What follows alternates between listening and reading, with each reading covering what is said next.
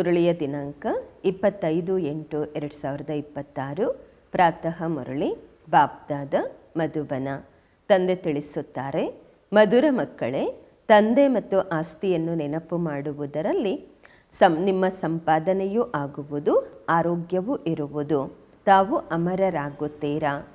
ಪ್ರಶ್ನೆ: ಹೃದಯವನ್ನು ಶುದ್ಧ ಮಾಡಿಕೊಳ್ಳುವ ಸಹಜ ಯುಕ್ತಿ ಯಾವುದಾಗಿದೆ? ಉತ್ತರ: ಎಲ್ಲಿಯೇ ಇರಿ, ಆದರೆ ಟ್ರಸ್ಟಿಯಾಗಿ ಇರಿ. ಎಲ್ಲಿಯೇ ಇದ್ದರೂ ಟ್ರಸ್ಟಿಯಾಗಿ, ನಿಮಿತ್ತರಾಗಿ ಇರಿ. ಸದಾ ತಿಳಿದುಕೊಳ್ಳಿ, ನಾನು ಶಿವ ತಂದೆಯ ಭಂಡಾರದಿಂದ ತಿನ್ನುತ್ತಿದ್ದೇನೆ. ಶಿವ ತಂದೆಯ ಭಂಡಾರದ ಭೋಜನ ತಿನ್ನುವಂತಹವರ ಹೃದಯ ಶುದ್ಧವಾಗುವುದು. ಪ್ರವೃತ್ತಿಯಲ್ಲಿ ಇರುತ್ತಾ ಒಂದು ವೇಳೆ ಶ್ರೀಮತದ ಪ್ರಮಾಣ, ಡೈರೆಕ್ಷನ್ಸ್ ಅಂತೆ, ಬಾಬನ ಮಾರ್ಗದರ್ಶನದಂತೆ ನಿಮಿತ್ತರಾಗಿ ಇದ್ದಾಗ ಅಂತಹವರು ಸಹ ಶಿವ ತಂದೆಯ ಭಂಡಾರದಿಂದಲೇ ತಿಂತಾರೆ. ಅದು ಸಹ ಶಿವಬಾಬರವರ ಭಂಡಾರ. ಮನಸ್ಸಿನಿಂದ ಸರೆಂಡರ್ ಇರುತ್ತಾರೆ. ಓಂ ಶಾಂತಿ. ಜನ್ಮ ಜನ್ಮಾಂತರ ಅರ್ಧ ಕಲ್ಪ ತಾವು ಮಕ್ಕಳು ಸತ್ಸಂಗ ಮಾಡಿದ್ದೀರ. ಸಾಧು ಸಂತರು, ಪಂಡಿತರು, ಎಲ್ಲ ಮನುಷ್ಯರ ಸತ್ಸಂಗಗಳಿರುತ್ತವೆ. ಇದು ಯಾವುದೇ ಮನುಷ್ಯರ ಸತ್ಸಂಗದ ಮಾತಲ್ಲ. ಇದು ಯಾವುದೇ ಮನುಷ್ಯರ ಸತ್ಸಂಗ ಅಲ್ಲ. ಇದಕ್ಕೆ ಹೇಳಲಾಗುವುದು ಆತ್ಮಿಕ ಸತ್ಸಂಗ. ಸುಪ್ರೀಂ ಸೋಲು ಶಿವ ತಂದೆ ಆತ್ಮರ ಜೊತೆಗೆ ಆತ್ಮಿಕ ಸಂಭಾಷಣೆ ಅಂದರೆ ಅರ್ಥ ಸತ್ಸಂಗ ಮಾಡುತ್ತಾರೆ. ಇಲ್ಲಿ ತಾವು ಯಾವುದೇ ಮನುಷ್ಯರಿಂದ ಕೇಳುವುದಿಲ್ಲ, ದೇವತೆಗಳಿಂದಲೂ ಕೇಳುವುದಿಲ್ಲ. ತಾವು ಕೇಳುತ್ತಿದ್ದೀರಾ ಭಗವಂತನಿಂದ. ಭಗವಂತನಿಗೆ ಸದಾ ನಿರಾಕಾರ ಎಂದು ಹೇಳಲಾಗುವುದು. ಮತ್ತು ಭಗವಂತ ಬರುತ್ತಾರೆ ಯಾವಾಗ ತಾವು ಮಕ್ಕಳನ್ನು ದೇವಿ ದೇವತೆಗಳನ್ನಾಗಿ ಮಾಡಲು ಓದಿಸಬೇಕಾಗುವುದು. ದೇವಿ ದೇವತೆಯ ಪದವಿ ಶಿವ ತಂದೆಯ ವಿನಃ ಮತ್ತಾರೂ ಕೊಡಲು ಸಾಧ್ಯವಿಲ್ಲ. ತಾವು ಮಕ್ಕಳು ತಿಳಿದುಕೊಂಡಿದ್ದೀರಾ, ಕಲ್ಪಕಲ್ಪವೂ ಸಂಗಮ ಯುಗವಿರುವುದು. ಅಂದಾಗ ನಿರಾಕಾರ ಭಗವಂತ ಬಂದು ನಮಗೆ ಜ್ಞಾನ ಕೊಡುತ್ತಾರೆ. ಇದನ್ನು ಸಹ ಕೇವಲ ತಾವಷ್ಟೇ ತಿಳಿದುಕೊಂಡಿದ್ದೀರಾ. ಬೇರೆ ಯಾರಾದರೂ ತಿಳಿದುಕೊಂಡರೆ ಬಹಳ ಕಷ್ಟಕರವಾಗಿ ತಿಳಿದುಕೊಳ್ಳುತ್ತಾರೆ. ಶಿವ ತಂದೆ ಅವಶ್ಯವಾಗಿ ಬರುತ್ತಾರೆ, ಆದರೆ ಅವರಿಗೆ ಬದಲಾಗಿ ಶ್ರೀಕೃಷ್ಣನನ್ನ ಗೀತೆಯ ಭಗವಂತ ಎಂದು ಹೇಳಿದ್ದಾರೆ. ಅಂದಾಗ ಅವಶ್ಯವಾಗಿ ಎಲ್ಲರ ಬುದ್ಧಿಯಲ್ಲಿ ಮನುಷ್ಯರ ತನುವೆ ಬರುವುದು. ತಾವೇ ದೈವಿ ಗುಣವುಳ್ಳವರಾಗಿದ್ದೀರಿ, ಈಗ ಅಸುರಿ ಗುಣವುಳ್ಳವರಾಗಿದ್ದೀರಾ.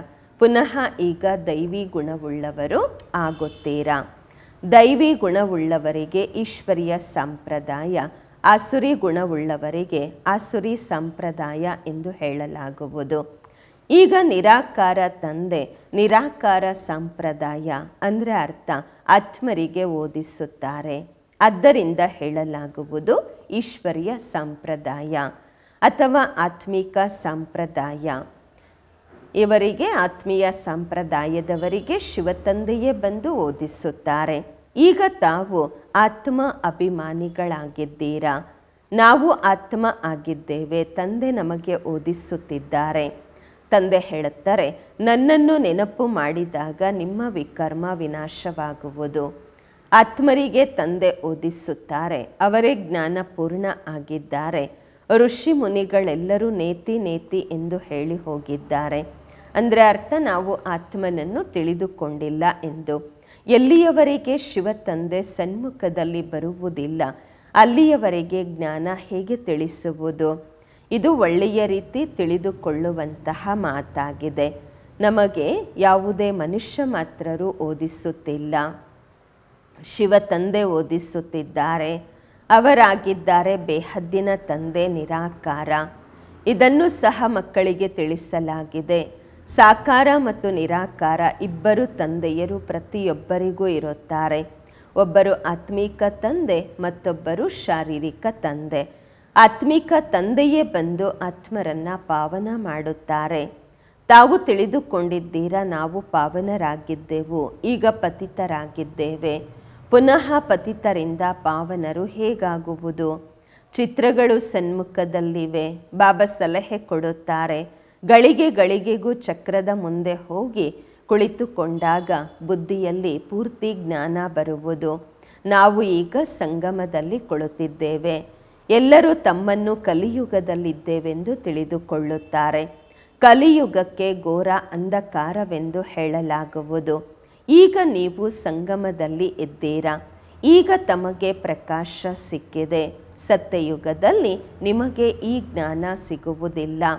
ಯಾವಾಗ ತಂದೆ ಬರುತ್ತಾರೆ ಆಗ ಘೋರ ಪ್ರಕಾಶವಾಗುವುದು. ಈ ಸಂಗಮ ಯುಗವೇ ಕಲ್ಯಾಣಕಾರಿ ಯುಗವಾಗಿದೆ. ಇಂತಹ ಯುಗ ಮತ್ಯಾವುದೂ ಇರುವುದಿಲ್ಲ. ತಂದೆ ಈ ಯುಗದಲ್ಲಿಯೇ ಬರುತ್ತಾರೆ.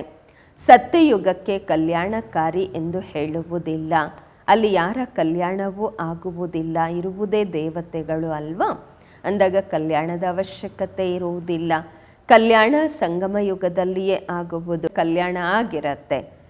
ಸಂಗಮದಲ್ಲಿ ಕಲಿಯುಗವನ್ನು ಸತ್ಯಯುಗ ಕಲ್ಯಾಣಕಾರಿ ಮಾಡಲಾಗುವುದು. ಅಂದಾಗ ಈಗ ನೋಡಿ ಎಷ್ಟು ಕಲ್ಯಾಣ ನಿಮ್ಮದಾಗ್ತಾ ಇದೆ. ಕೇವಲ ತಂದೆ ಮತ್ತು ಆಸ್ತಿಯನ್ನು ನೆನಪು ಮಾಡುವುದರಲ್ಲಿ ಎಷ್ಟೆಲ್ಲ ಸಂಪಾದನೆ ಇದೆ. ಸಂಪಾದನೆಯೇ ಸಂಪಾದನೆ ಮತ್ತು ಆರೋಗ್ಯವೇ ಆರೋಗ್ಯ.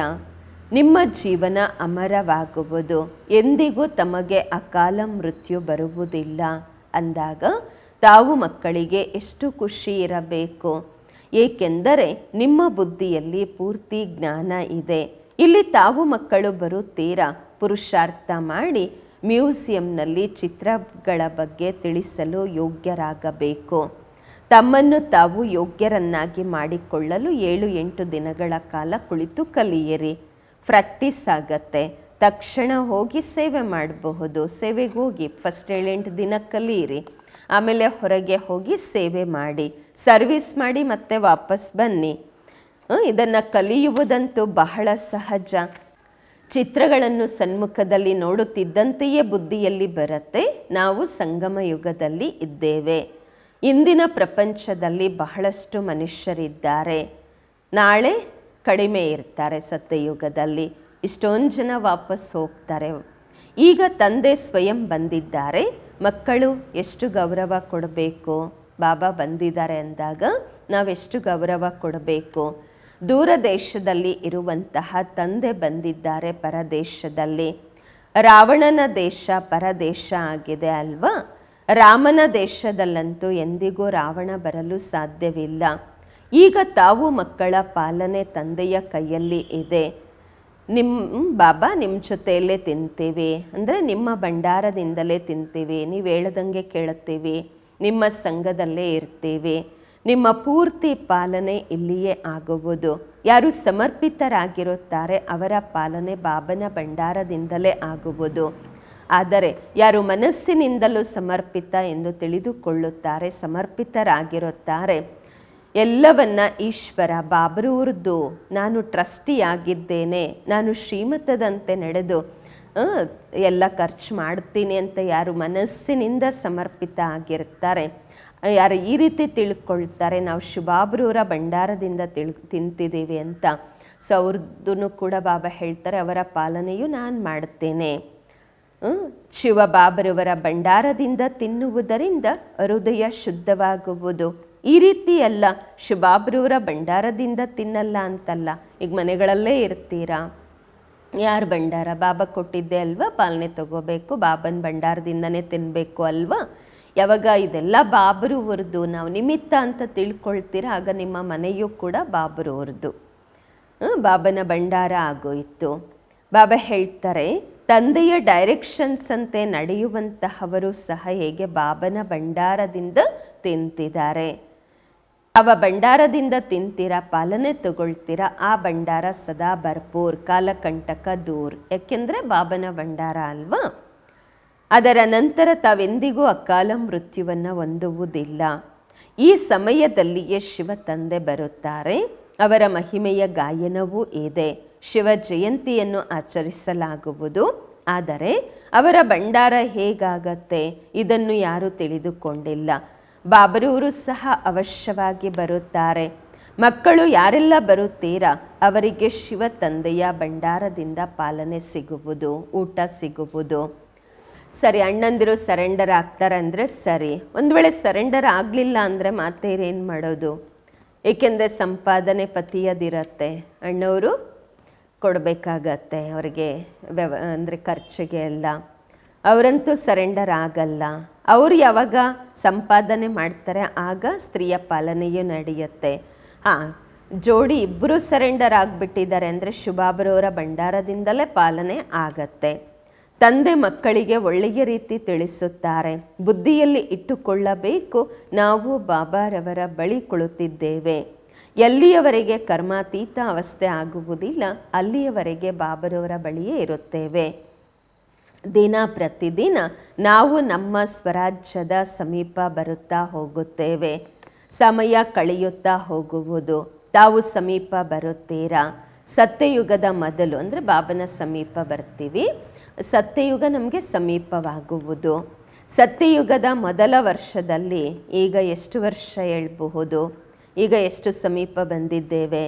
ಬಾಬಾ ಹೇಳ್ತಾರೆ, ಮಕ್ಕಳೇ ಈಗ ನಿಮ್ಮ 84 ಜನ್ಮಗಳ ಚಕ್ರ ಪೂರ್ಣವಾಗಿದೆ. ನೀವೀಗ 84 ಜನ್ಮಗಳ ಚಕ್ರವನ್ನು ತಿಳಿದುಕೊಂಡಿದ್ದೀರಾ. ಚಕ್ರವನ್ನು ನೋಡುತ್ತಿದ್ದಂತೆಯೇ ಹೇಳಬಹುದು, ನಾವು ಈಗ ಸಂಗಮದಲ್ಲಿ ಇದ್ದೇವೆ. ಈ ಕಡೆ ಕಲಿಯುಗ, ಆ ಕಡೆ ಸತ್ಯಯುಗ. ನಾಳೆ ನಾವು ನಮ್ಮ ಸುಖಧಾಮದಲ್ಲಿ ಇರುತ್ತೇವೆ.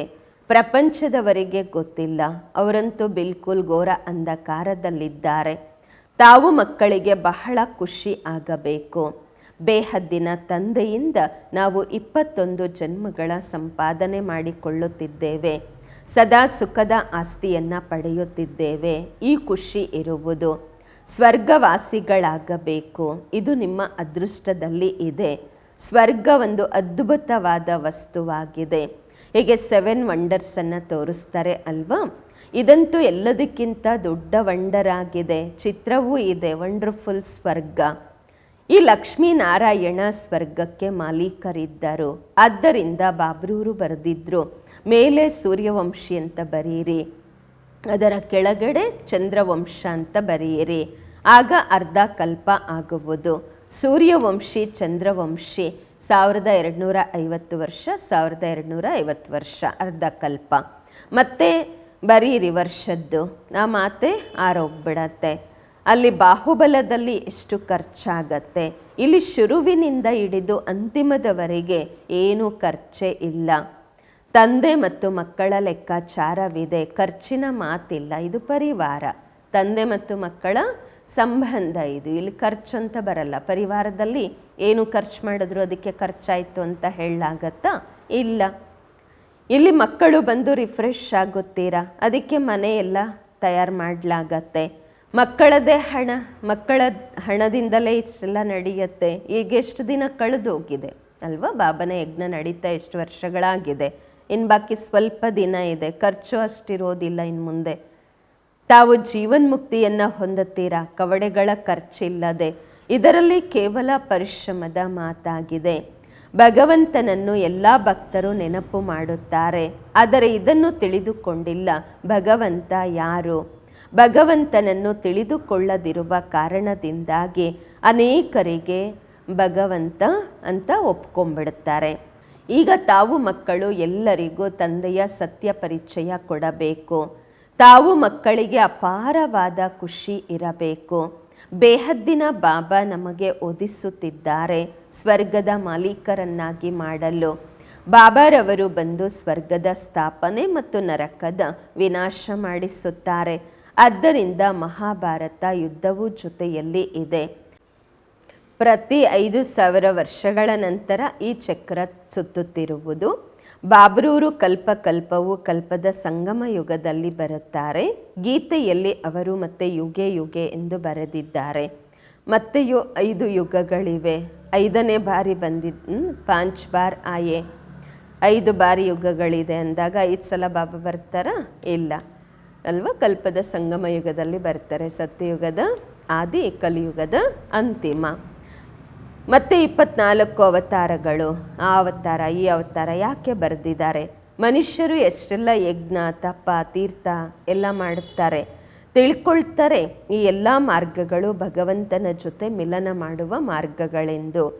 ಆದರೆ ಭಗವಂತನ ಬಳಿ ಯಾರೂ ಹೋಗಲು ಸಾಧ್ಯವಿಲ್ಲ. ಅರ್ಧ ಕಲ್ಪ ಎಷ್ಟು ತಲೆ ಕೆಡಿಸಿಕೊಳ್ಳುತ್ತಾರೆ. ಜನ್ಮ ಜನ್ಮಾಂತರ ಚಕ್ಕರ್ ಆಗ್ತಾ ಬರ್ತಾರೆ, ಅದು ಮಾಡೋದು ಇದು ಮಾಡೋದು ಏನೆಲ್ಲ ಮಾಡ್ತಾರೆ, ಮತ್ತೆಯೂ ತಂದೆ ಸಿಗುವುದಿಲ್ಲ. ಈಗ ತಂದೆ ಮಕ್ಕಳಿಗೆ ಎಷ್ಟು ಸಮೀಪ ಬಂದಿದ್ದಾರೆ, ತಮ್ಮ ಜೊತೆ ಮಾತನಾಡುತ್ತಿದ್ದಾರೆ, ತಿಳಿಸುತ್ತಿದ್ದಾರೆ. ತಾವು ತಿಳಿದುಕೊಂಡಿದ್ದೀರಾ, ಕಲ್ಪ ಕಲ್ಪವೂ ನಾವು ಇದೇ ರೀತಿ ತಂದೆಯ ಜೊತೆ ಮಿಲನ ಮಾಡುತ್ತೇವೆ. ಏನೆಲ್ಲ ಕಳೆದು ಹೋಗಿದೆ ಕಲ್ಪ ಕಲ್ಪವೂ ಆಗುವುದು. ಅದೇ ಬ್ರಹ್ಮ ಬಾಬರವರು ವಜ್ರ ವ್ಯಾಪಾರಿ ಆಗಿರುತ್ತಾರೆ, ಮತ್ತು ಅವರಲ್ಲಿಯೇ ಶಿವಬಾಬಾ ಪ್ರವೇಶ ಮಾಡುತ್ತಾರೆ. ಮತ್ತು ನಾವೇ ಅದೇ ಮಕ್ಕಳು, ಕಲ್ಪದ ಇಂದಿನ ಮಕ್ಕಳೇ ಬಂದು ತಂದೆಗೆ ಮಕ್ಕಳಾಗುತ್ತೇವೆ, ಮತ್ತೆ ಸ್ವರ್ಗದ ಆಸ್ತಿ ಪಡೆಯುತ್ತೇವೆ. ಈ ರೀತಿ ಮಕ್ಕಳ ಜೊತೆ ತಂದೆಯ ಪಾತ್ರ ಅನಾದಿ ಅವಿನಾಶಿ ಪಾತ್ರ. ಕಲ್ಪ ಕಲ್ಪವು ಇದೇ ರೀತಿ ಪುನರಾವರ್ತನೆ ಆಗುತ್ತಾ ಇರುವುದು. ಒಳ್ಳೆಯದು. ಮಧುರಾತಿ ಮಧುರ ಅಗಲಿ ಹೋಗಿ ಮರಳಿ ಸಿಕ್ಕಿರುವ ಮಕ್ಕಳ ಪ್ರತಿಯಾಗಿ ಮಾತ್ಪಿತಾ ಬಾಪ್ದಾದಾರವರ ನೆನಪು ಪ್ರೀತಿ ಬೆಳಗಿನ ವಂದನೆಗಳು. ನಾವು ಆತ್ಮಿಕ ಮಕ್ಕಳಿಂದ ಆತ್ಮಿಕ ಮಾತ್ಪಿತಾ ಬಾಪ್ದಾದರವರಿಗೆ ನೆನಪು ಪ್ರೀತಿ ಬೆಳಗಿನ ವಂದನೆಗಳು ಹಾಗೂ ನಮಸ್ಕಾರಗಳು. ಧನ್ಯವಾದಗಳು ಬಾಬಾ. ಧಾರಣೆಗಾಗಿ ಮುಖ್ಯ ಸಾರ. ಫಸ್ಟ್ ಪಾಯಿಂಟು, ಇದು ಕಲ್ಯಾಣಕಾರಿ ಸಂಗಮ ಯುಗವಾಗಿದೆ. ಇದರಲ್ಲಿ ಪ್ರತಿ ಮಾತಿನಲ್ಲಿ ಕಲ್ಯಾಣವಿದೆ, ಸಂಪಾದನೆಯೇ ಸಂಪಾದನೆ ಇದೆ. ತಂದೆ ಮತ್ತು ಆಸ್ತಿಯನ್ನು ನೆನಪು ಮಾಡಿ 21 ಜನ್ಮಗಳಿಗಾಗಿ ಜೀವನವನ್ನು ಅಮರ ಮಾಡಿಕೊಳ್ಳಬೇಕು. ಎರಡನೇ ಪಾಯಿಂಟು, ಪ್ರವೃತ್ತಿಯಲ್ಲಿರುತ್ತಾ ಮನಸ್ಸು ಬುದ್ಧಿಯಿಂದ ಸಮರ್ಪಿತ ಸರೆಂಡರ್ ಆಗಬೇಕು. ಶ್ರೀಮತದಂತೆ ಖರ್ಚು ಮಾಡಬೇಕು, ಪೂರ್ತಿ ಟ್ರಸ್ಟಿಯಾಗಿ ಇರಬೇಕು. ವರದಾನ, ಸಹಯೋಗದ ಶಕ್ತಿಯಿಂದ ಆ ಸಹಯೋಗಿಗಳಿಗೆ ಸಹಯೋಗಿಗಳನ್ನಾಗಿ ಮಾಡುವಂತಹ ತಂದೆಯ ಸಮಾನ ಪರೋಪಕಾರಿ ಆಗಿರಿ. ಸಹಯೋಗದ ಶಕ್ತಿಯಿಂದ ಆ ಸಹಯೋಗಿಗಳನ್ನು ಸಹಯೋಗಿಗಳನ್ನಾಗಿ ಮಾಡುವಂತಹ ತಂದೆಯ ಸಮಾನ ಪರೋಪಕಾರಿ ಆಗಿರಿ. ವರದಾನದ ವಿಶ್ಲೇಷಣೆ, ಸಹಯೋಗಿಗಳ ಜೊತೆಯಲ್ಲಿ ಸಹಯೋಗಿ ಆಗುವುದು ಇದೇನು ಮಹಾವೀರತನ ಅಲ್ಲ. ಆದರೆ ಹೀಗೆ ತಂದೆ ಅಪಕಾರಿಗಳ ಮೇಲೆಯೂ ಉಪಕಾರ ಮಾಡುತ್ತಾರೆ, ಹಾಗೆ ತಾವು ಮಕ್ಕಳು ಸಹ ತಂದೆಯ ಸಮಾನರಾಗಿರಿ. ಯಾರು ಎಷ್ಟೇ ಅಸಹಯೋಗಿ ಆಗಿರಲಿ, ತಾವು ತಮ್ಮ ಸಹಯೋಗದ ಶಕ್ತಿಯಿಂದ ಆ ಸಹಯೋಗಿಗಳನ್ನು ಸಹಯೋಗಿಗಳನ್ನಾಗಿ ಮಾಡಿಕೊಳ್ಳಿ. ಈ ರೀತಿ ಯೋಚಿಸಬೇಡಿ, ಈ ಕಾರಣದಿಂದ ಇವರು ಮುಂದುವರಿಲಿಕ್ಕಾಗಲಿಲ್ಲ, ಈ ಬಲಹೀನತೆ ಇದೆ ಅಂತ ಹೇಳಬೇಡಿ. ಬಲಹೀನರನ್ನ ಬಲಹೀನರು ಎಂದು ತಿಳಿದು ಬಿಟ್ಟು ಬಿಡಬಾರದು. ಬಾಬಾ ಹೇಳ್ತಾರೆ, ಬಲಹೀನರಾಗಿರುವವರನ್ನು ಬಲಹೀನರು ಅಂತ ತಿಳಿದು ಬಿಡಬೇಡಿ, ಆದರೆ ಅವರಿಗೆ ಬಲ ಕೊಟ್ಟು ಬಲಶಾಲಿಗಳನ್ನಾಗಿ ಮಾಡಿ. ಈ ಮಾತಿನ ಮೇಲೆ ಗಮನ ಕೊಟ್ಟಾಗ ಸರ್ವಿಸ್ನ ಪ್ಲ್ಯಾನ್ಸು ಎಂಬ ಆಭರಣಗಳಲ್ಲಿ ವಜ್ರಗಳ ಹೊಳಪು ಬರುವುದು. ಅಂದರೆ ಅರ್ಥ ಸಹಜವಾಗಿ ಪ್ರತ್ಯಕ್ಷತೆ ಆಗುವುದು. ಸ್ಲೋಗನ್, ಕ್ರೋಧಕ್ಕೆ ಕಾರಣವಾಗಿದೆ ಸ್ವಾರ್ಥ ಮತ್ತು ಈರ್ಷೆ. ಈ ಚಿಡ್ಚಿಡಾಪನ್ನ ಜಡ ಏನಿದೆ, ಮೊದಲು ಇದನ್ನು ಸಮಾಪ್ತಿ ಮಾಡಿ. ಸ್ಲೋಗನ್, ಕ್ರೋಧಕ್ಕೆ ಕಾರಣವಾಗಿದೆ ಸ್ವಾರ್ಥ ಮತ್ತು ಈರ್ಷೆ. ಇದೇ ಚಿಡ್ಚಿಡಾಪನ್ಗೆ ಜಡವಾಗಿದೆ, ಕಿರಿಕಿರಿತನಕ್ಕೆ ಜಡವಾಗಿದೆ. ಮೊದಲು ಇದನ್ನೇ ಸಮಾಪ್ತಿ ಮಾಡಿ. ಈರ್ಷೆ ಮತ್ತು ಸ್ವಾರ್ಥವನ್ನು ಸಮಾಪ್ತಿ ಮಾಡಿ. ಅವ್ಯಕ್ತ ಇಶಾರೆ, ಅಪವಿತ್ರತೆಯ ಬೀಜವನ್ನು ಸಹ ಸಮಾಪ್ತಿ ಮಾಡಿ ಸಂಪೂರ್ಣ ಪವಿತ್ರರಾಗಿರಿ. ಪವಿತ್ರತೆ ತಳಪಾಯವಾಗಿದೆ ಮತ್ತು ತಳಪಾಯದ ಬ್ರಹ್ಮಚರ್ಯದ ವ್ರತ ಧಾರಣೆ ಮಾಡಿಕೊಳ್ಳುವುದು ಕಾಮನ್ ಮಾತಾಗಿದೆ. ಆದರೆ ಈಗ ಮುಂದುವರಿದು ಹೋಗಬೇಕಂದ್ರೆ ಮುಂದೆ ಹೋಗಬೇಕು ಅಂದಾಗ ಬಾಲ್ಯತನದ ಸ್ಟೇಜ್ ಅಲ್ಲ, ಈಗಂತೂ ವಾನಪ್ರಸ್ಥ ಸ್ಥಿತಿಯಲ್ಲಿ ಹೋಗಬೇಕು. ನಾನು ಬ್ರಹ್ಮಚಾರಿ ಅಂತೂ ಇದ್ದೇನೆ, ಪವಿತ್ರತೆ ಅಂತೂ ಇದ್ದೇ ಇದೆ, ಕೇವಲ ಇದರಲ್ಲೇ ಖುಷಿಯಾಗಿಬಿಡಬೇಡಿ. ಮೂಲ ತಳಪಾಯ ತಮ್ಮ ಸಂಕಲ್ಪವನ್ನು ಶುದ್ಧ ಮಾಡಿಕೊಳ್ಳಿ, ಜ್ಞಾನ ಸ್ವರೂಪರನ್ನಾಗಿ ಮಾಡಿಕೊಳ್ಳಿ, ಶಕ್ತಿ ಸ್ವರೂಪರನ್ನಾಗಿ ಮಾಡಿಕೊಳ್ಳಿ.